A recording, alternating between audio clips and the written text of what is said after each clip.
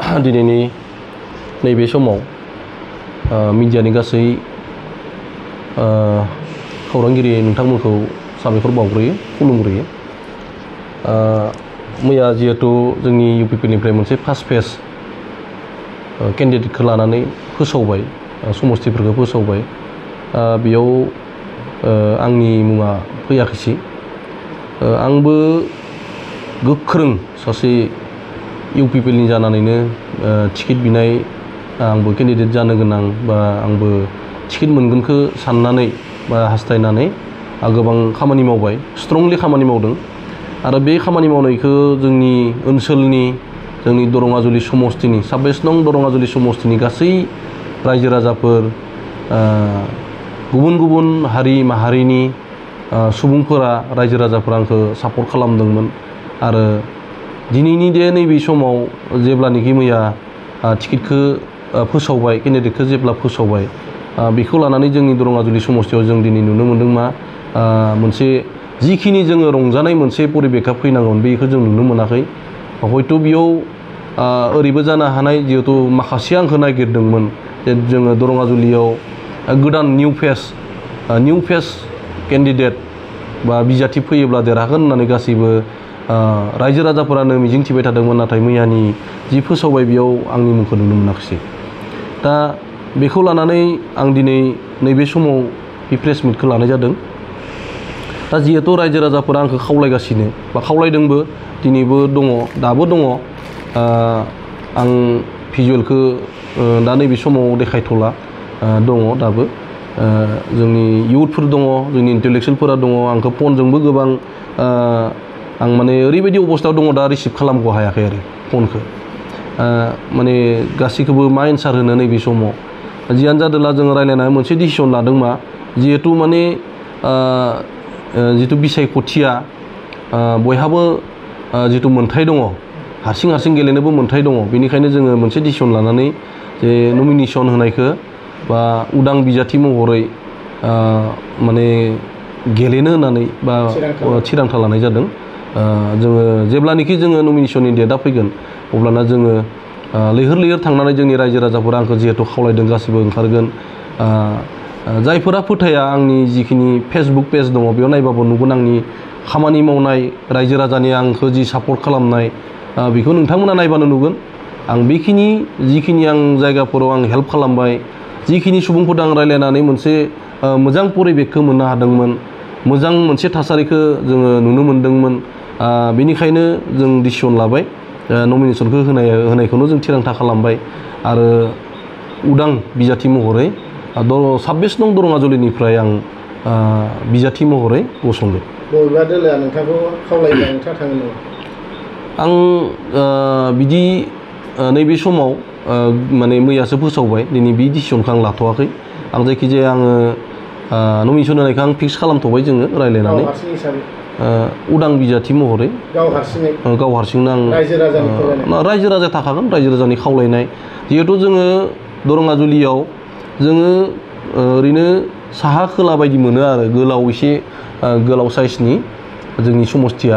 दा जोङो खोला पार्टआव जोंहा खमैबो 13,000सो 14,000सो भट दङ आरो बेखिनिखौ जों खोला पार्ट बायदि मोनना लायो। बा गासैबो गावखौबो जायफोरा जोंनि बेखिनियाव माबायाव नैबेखिनि 13-14,000आव गोलैना दङ बे सुबुंफोरा, भटारफोरा गावखौनो खोला बायदि मोनना लायो आरो बेखिनि।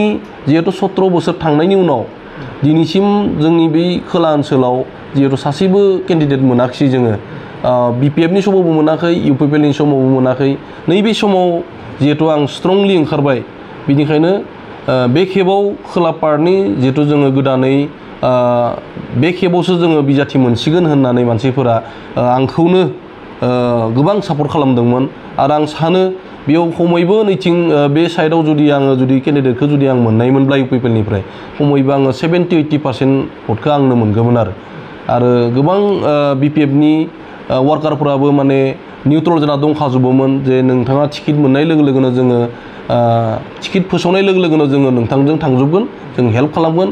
जायफोरा फैथारनाया बिथांमोनाबो निउट्रल जाना होगोन। बेखिनि बाथ्राखौ जोङो अलरेडि जोङो रायज्लायखानाय जाजोब्बायमोन आरो दा नैबे समाव मैयानि जिथुनिखि फोसावनाय बेयाव जिथु आंनि मुङा फैयाखिसै, बेखौ लाना एसे दुखु मोनजोब्बाय आरो बे दुखु मोननायखौ जुदि रायजो राजाफोरा जुदि नायनो लुबैदोंब्ला दिनैनि जिखिनि जोंनि दरंगाजुलिनि केन्डिडेट फोसावनाय फिथाइ बेयाव रंजानाय नुथायखौ नुयोब्लानो बेसे मानसि गेदारिं जादों जाया बेखौ नुब्लानो माने मिन्थिजोबगोन आं बेखौनो बुंबाय दा जोङो दरंगा 26 नं दरंगाजुलिनिफ्राय जोङो जों उदां बिजाथि महरै जोङो नमिनेसन होगोन आरो आं मोनसे बाथ्राखौ सानदों जे जोंनि जेब्ला टिकेट बिनाया मोनसे समस्थियाव जोङो साब्रै साबाबो थायो बहाबा माखासेबो दङ बहाबा सानैबो दं साथामबो दङ खिन्थु मोनसे बाथ्राखौ जोंनि लिडारफोरा फोसावबाय थादोंमोन जे फिल्डआव जोंनि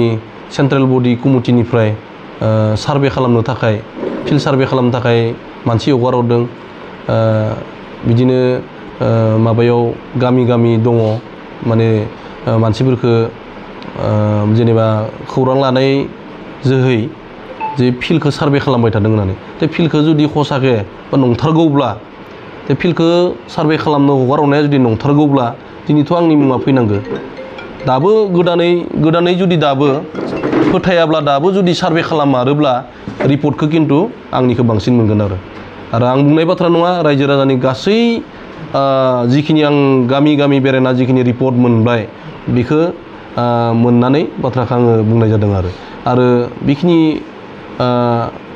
बेखिनि बाथ्राखौ जुदि नायनो लुबैदोंब्ला बा नंगौना नङा बेखौ जुदि जोंनि रायजो राजाफोरा जुदि आं बुंनाय बाथ्राया नङाब्ला बिदि जुदि माबाफोर कनफिउस दङब्ला दाबो गामि गामि थांनानै सोंनानै नायब्लानो मोनगोन जे रियेलि मा जाना दंमारो बा रियेलि माबा नंमारगोन ना नंमारा आंखौ लुबैदों ना लुबैमाराखै बे बुस्थुखौ मोनथिगोन आं बेखौनो बुंबाय जुदि रियेलि जुदि सार्भे खालाममारदोंब्ला आंनि मुङा फैनांगौमोन आं बेखौ सानदों गोथौ दुखु मोननाय थाबाय दुखुआथ' आंल' नङा दुखुआथ' बयबो मोनगोन जाय माने जायखौ हास्थायना दंमोन जायखौ हास्थायदोंमोन बे हास्थायनाया जाफुङासै आंल' नङा आं दिनै आंनाथ' मबाइलफ्रा अन दंबावो खायसे जायफोरा टिकेट बिनानै मोनाखिसै बिथांमोननि फना दिनैबो नै दा समसिम मबाइलफोरखौ अफ खालामजोबना लादों अब्ला सानना नाय जों बेसे दुखु मोनदों नोंथाङा सासे तामुलपुर जिल्ला लाइमोन इउपिपिएलनि अर्गेनाइजिं सेक्रेटारिमोन नोंथाङा रेजिगनेसनफोरखौ बानायदों